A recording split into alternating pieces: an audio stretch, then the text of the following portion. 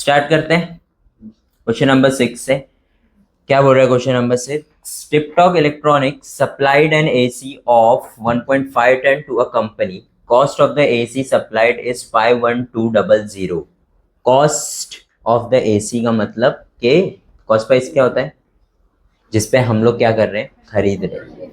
With GST उसने लिखा है यहाँ पर, हर बार हमको वो लिख करके नहीं देगा। विद जीएसटी मतलब हम लोग को क्या दिया हुआ है, टोटल अमाउंट दिया हुआ है। टोटल अमाउंट मतलब कितना, 512, ये हम लोग का टोटल अमाउंट है। Rate of CGST on the AC is 14%। 14% उस पर क्या लग रहा है, CGST। ठीक है, CGST कितना लग रहा है, 14%। ठीक है, फिर क्या बोल रहा है, then find the following amounts as shown in the tax invoice of the Tiptop electronic. जब उसका टैक्स इनवॉइस बनेगा, ठीक है, टैक्स इनवॉइस मालूम है ना तुम लोग को, कहीं पे भी अपन कुछ भी खरीदने जाते हैं अपने को बिल देता है। अपन कभी जिंदगी में बिल पढ़े नहीं है, ठीक है, क्योंकि अभी तुम लोग क्या टैक्स वैक्स का टेंशन नहीं है ना। जब टैक्स का टेंशन आएगा ना तब बिल पढ़ोगे, और तुमको सामने वाला अगर बिल नहीं भी दे रहा है ना तो उससे मांगोगे भाई बिल। तुम्हारा बस चलेगा तो ऑटो वाले से भी बिल मांगोगे, भाई वो 50 रुपये दिया उसका बिल। ऐसा वड़ा पाव खा रहे हो उसका बिल मांग रहे हो, क्यों? क्योंकि ये सारे बिल्स हम लोग क्या करते हैं, जमा करते हैं और बताते हैं अपने एक्सपेंस में।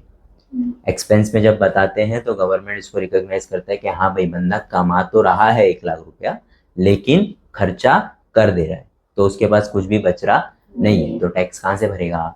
इसके लिए। और उसके लिए हमको क्या चाहिए, बिल चाहिए। ऐसा मुंह से बोलेगा मैं उस दिन 500 रुपये का वड़ा पाव खाया था, कुछ प्रूफ है? नहीं। प्रूफ के तौर पे तो एक ही चीज दिखा सकते हैं। तो बताओ।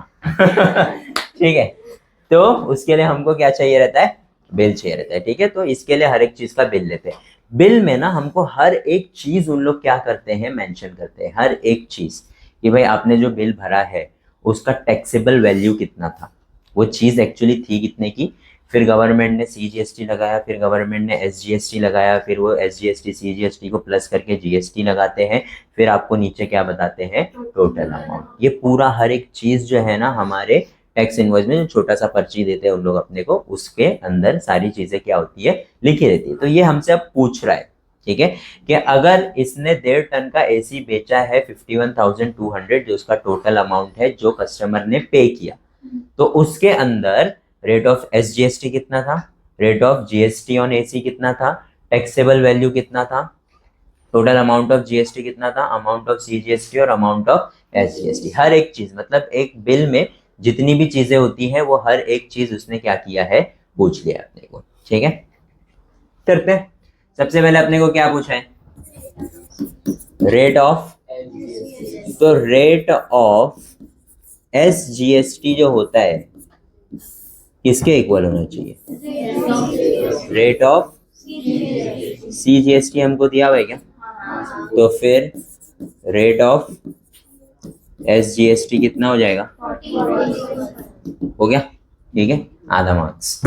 आगे बढ़ते हैं। नेक्स्ट चीज हमको क्या पूछा है, rate of GST on AC. Rate अब तक क्या चल रहा है, रेट चल रहा है। ठीक है, अब मुझे एक चीज पता है कि रेट ऑफ GST जो होता है वो हाफ होता है कि ट्वाइस होता है, ट्वाइस होता है रेट ऑफ,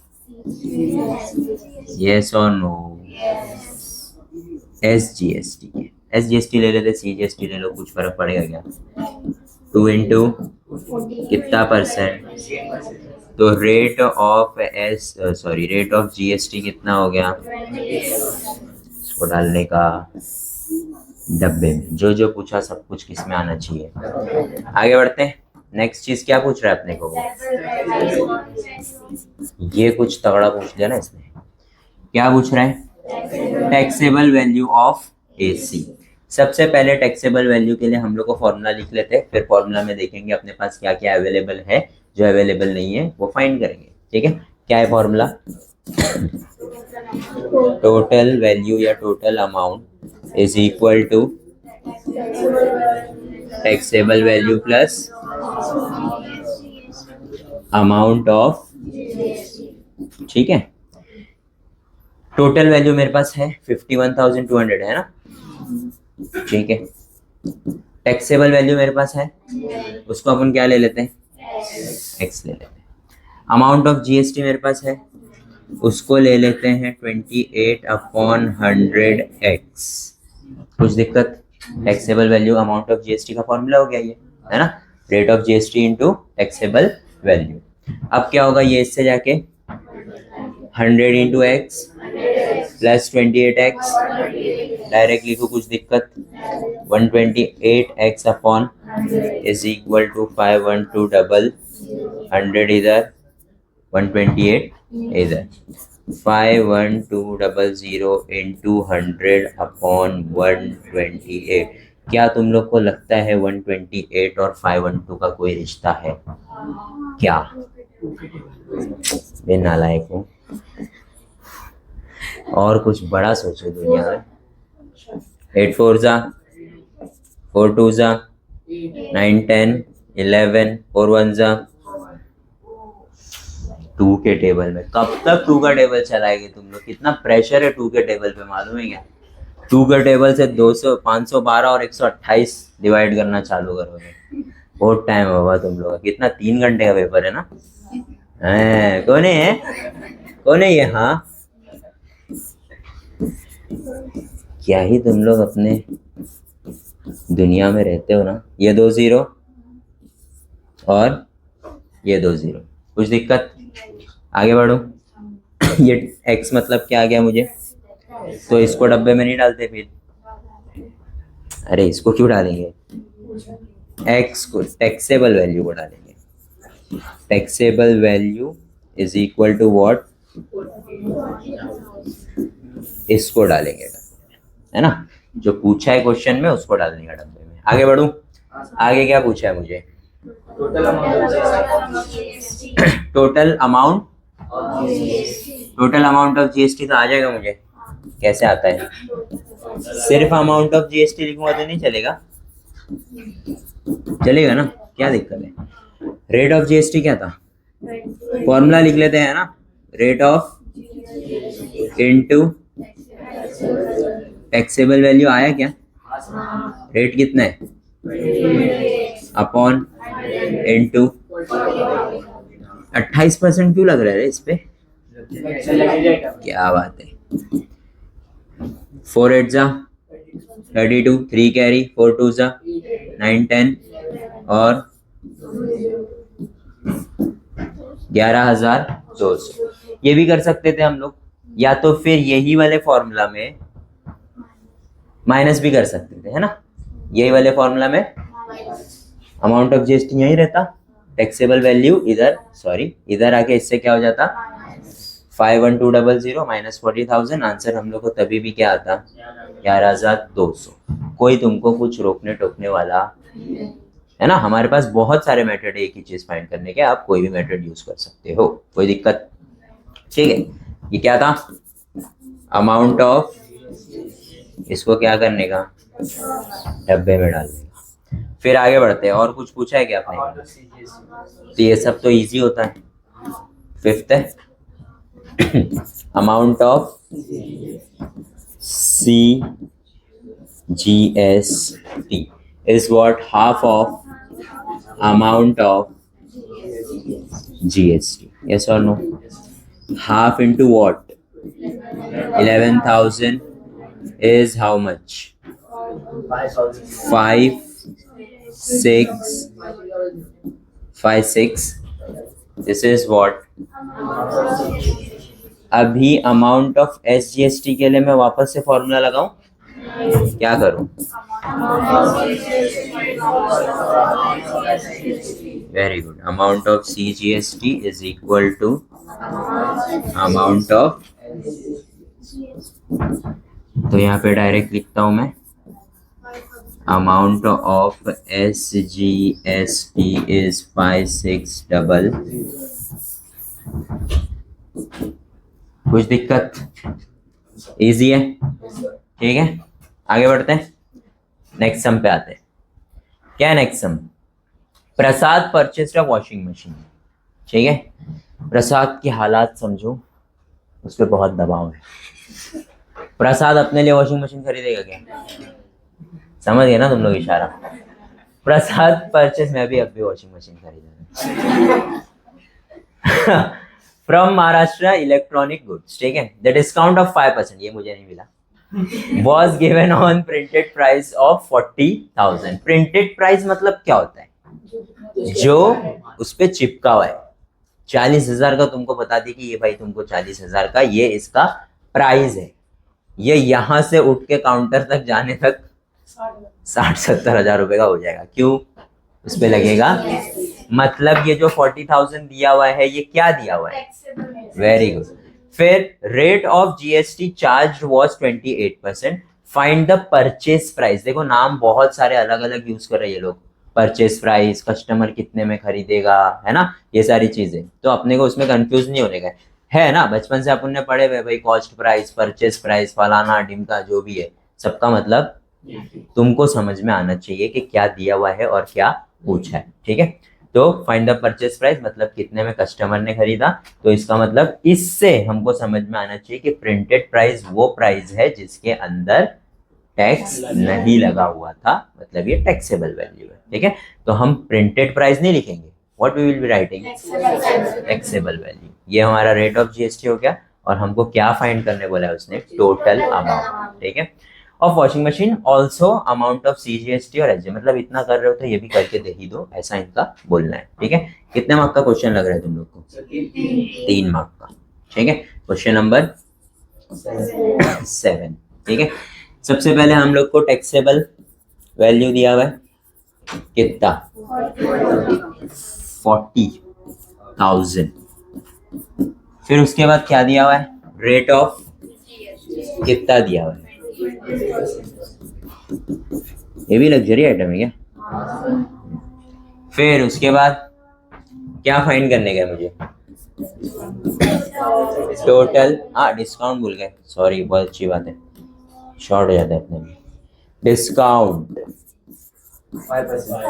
ऑफ, अच्छा सबसे इंपॉर्टेंट चीज, डिस्काउंट पहले लगेगा या बाद में, बाद में लगाओगे। मतलब तुम क्या कर रहे हो, सीजीएसटी एसजीएसटी पे भी 5% डिस्काउंट दे रहे हो। ये तुम कर सकते हो क्या, गवर्नमेंट आ जाएगी तुम्हारे घर पे, पूरी गवर्नमेंट आ जाएगी, ठीक है। 5% मतलब उनकी हालत में आ जाएगा भाई, ठीक है, ये काट देना ठीक है तो डिस्काउंट हमेशा कौन देता है, डिस्काउंट देता है दुकान वाला, ठीक है। तो दुकान वाला हमेशा उसका जो प्राइस होता है उसके ऊपर वो डिस्काउंट देता है, ठीक है। तो वो पहले हम लोग 40% में से 5% क्या करेंगे, डिस्काउंट। फिर वो काउंटर पे जाएगा कि भाई इतने इतने का हम इसको बेच रहे हैं, अब इस प्राइस पे क्या लगाओ, ठीक है। आगे बढ़ते हैं, याद रहेगा सबको, ठीक है। तो मतलब जो प्रिंटेड प्राइस हो गया ये तो हो गया, तो इसको अपन फिर प्रिंटेड प्राइस ही लिखते हैं, क्योंकि टैक्सेबल वैल्यू वो नहीं होगा ना, ऐसा नो। तो इसको अपन क्या लिखते हैं, मतलब हाथी के दांत दिखाने वाले, ठीक है। अब खाने वाले, खाने वाले मतलब taxable value is equal to printed price, into करना है, माइनस करना है, जैसा भी कर सकते हो, -5% ऑफ प्रिंटेड, है ना, प्रिंटेड प्राइस। तो क्या करते हैं, 40,000 -5/100 इंटू, कुछ दिक्कत, 5% कितना है, 2,000, ज्यादा ही माइनस कर दे भैया, 2,000 रुपये आएगा ना इसका आंसर। तो टैक्सेबल वैल्यू कितना हो गया, 38,000 मेरा टैक्सेबल वैल्यू। अब इसको लेके जाएंगे काउंटर पे, है ना, और बनवाएंगे इसका बिल, ठीक है। अब आते हैं अपन किस पे, टोटल अमाउंट। टोटल अमाउंट का फॉर्मूला है taxable value plus amount of तो कितना है टोटल वैल्यू नहीं पता, है ना, लेकिन टैक्सेबल वैल्यू अपन ने निकाल लिया, प्लस अमाउंट ऑफ जीएसटी कितना है 28% इंटू 38,000 रुपये लगेगा, याद रख लो, ठीक है। 3800 प्लस 00 कैंसिल, ठीक है।